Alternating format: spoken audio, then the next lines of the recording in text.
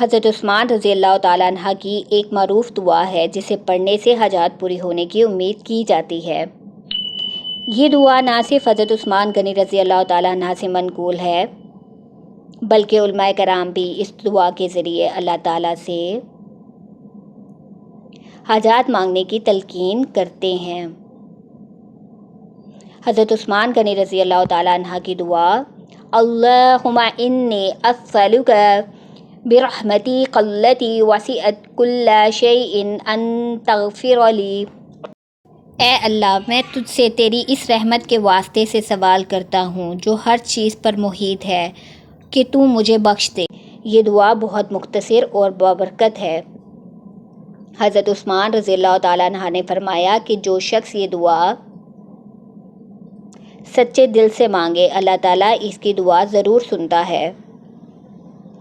حاجت روائی، گناہوں کی معافی اور اللہ کی خاص رحمت حاصل کرنے کے لیے نہایت مؤثر ہے۔ عمل کا طریقہ: ہر نماز کے بعد یا تنہائی میں سچے دل سے اللہ سے یہ دعا مانگیں۔ وضو کی حالت میں ہو تو بہتر ہے۔ دعا مانگتے وقت دل کو مکمل اللہ کی طرف متوجہ کریں۔